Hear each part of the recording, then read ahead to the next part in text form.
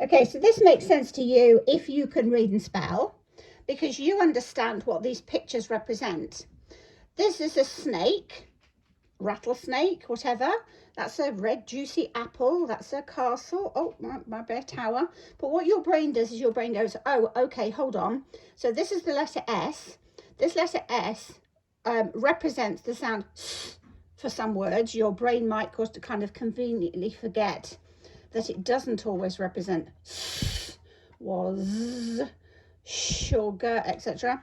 So your brain goes, yeah, but okay, but often the S might represent the sound. So that's why we've got a snake there. Forgetting that, okay, but what's the snake got to do with it? Here we've got the A, and your brain goes, yes, because the A in some words can represent the A. Okay, but then your brain has got to jump to, yeah, but what's the link with the apple? And here, okay, so the T can represent the tower. Not that an awful lot of children would know what a tower is, but your brain puts it all together because you can read and spell. Let's think about that child whose brain is going to be at risk of struggling to connect letters and sounds.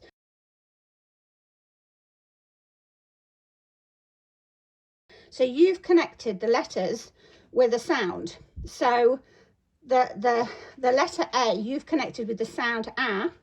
And because you know, like in the word apple, apple, in phonics, we would do we would do the 3 phonemes, 3 sounds, apple. So you would know that in the word apple, this A goes here because it represents that first sound, in the word apple. If you're a child who is dyslexic, you're going to struggle to hear those sounds. So you're going to struggle to know that the sounds in the word apple are apple. So the bit that was really important here for you to understand how A represented the the first sound in the word apple, and that's why there's a picture of the apple there, that child is going to really struggle. And think what happens then when the child has really tried really hard to think. When they look at the A, they've tried really hard to think, oh, I've got to say because it's apple. So I've got to remember But then all of a sudden they come to a word and it doesn't represent that. So let me just give you an example. So like here, supposing the word was, I had 50-cent piece, let's say cents, cents. Now, if I just said cents to you, you'd think, well, which cents? Is it cents? Is it cents? Is it cents? Cents. You might not hear that, and you might think, is it cents? Like sense, I sense something. So it depends on how good your phonemic awareness is, because you've got to really hear that difference between sense and sense. So the child who's going to struggle, who's the child who's going to struggle to hear those sounds, they're being asked to spell the word sense, okay? And let's say it's a 50-cent piece, or lots of 50-cent piece. So sense. So your brain can organize it. Sense.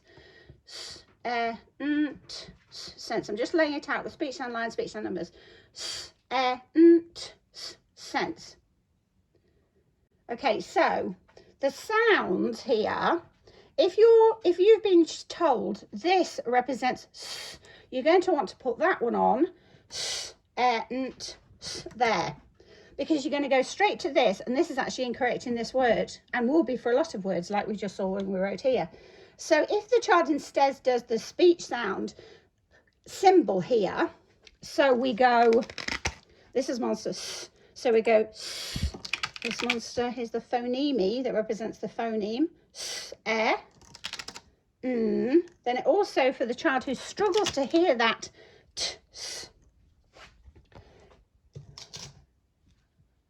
okay, so the child who's got poor phonemic awareness, they can't hear those sounds. You've already laid out the sounds for them. Sense.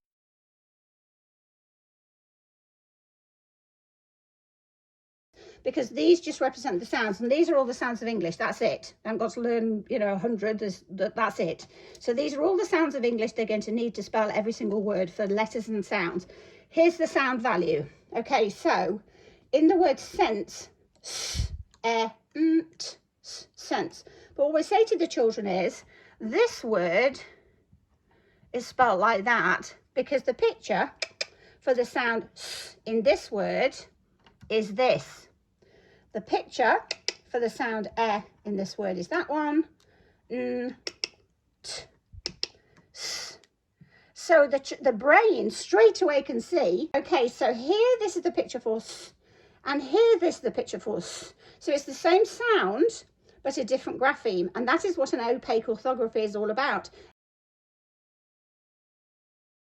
It's about the fact that we have sounds. The sound stays the same, unless you've got a different accent, but the sound is there, but the representation of the sound, the grapheme that maps with it, can be different. The same as here.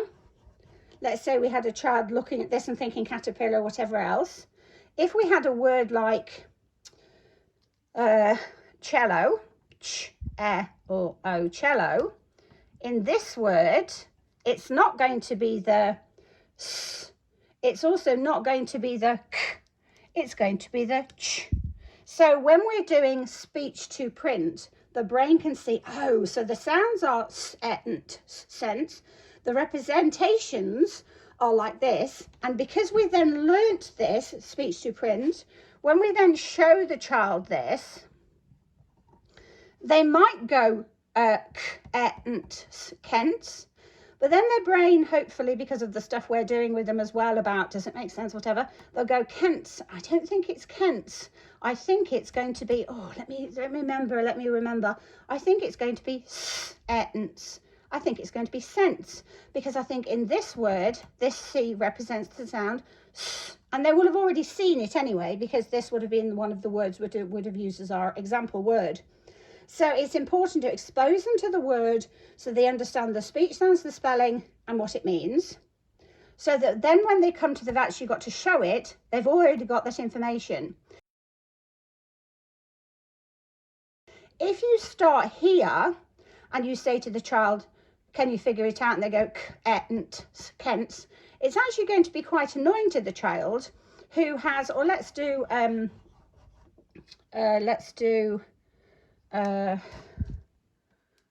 is. So they're going to look at that very early on.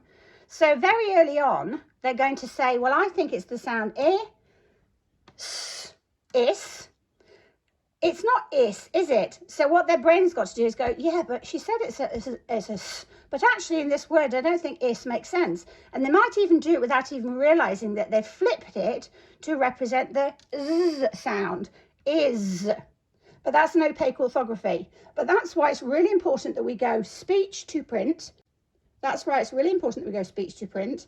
And it's also really important so that the children don't see these embedded on, because otherwise it's actually going to be really hard for the children to then pick it off to think, actually, in a different word, it doesn't represent that sound. So if from the very beginning we can say in the word is, it's actually is. So if we did it the other way around, so if we said, listen for the word is, what are the sounds? Is. So put the monsters on, the phonemes, is. Okay, so in that word it is. Now they might know Z, so they might go, oh, I think I know what it is. But because we're learning a new word, what we do is they say, oh, that's great. They might have a go, but we'll say, yeah, let me show you first. Here it is, and they go, oh, so the picture for it is that one. The picture for Z is that one in this word.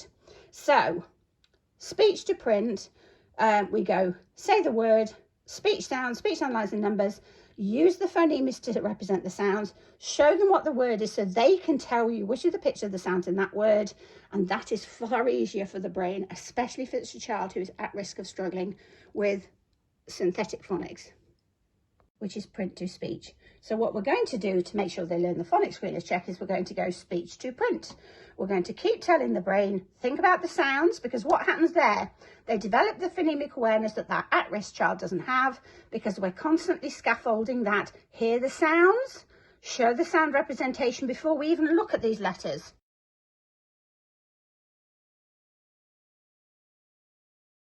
If we start at the letters, it's cognitive overload for a lot of children because they've got to think, what's the sound, blend them together, which you're going to struggle with, and switch it if it doesn't make sense. It's too much to do. So let's do it in a logical way.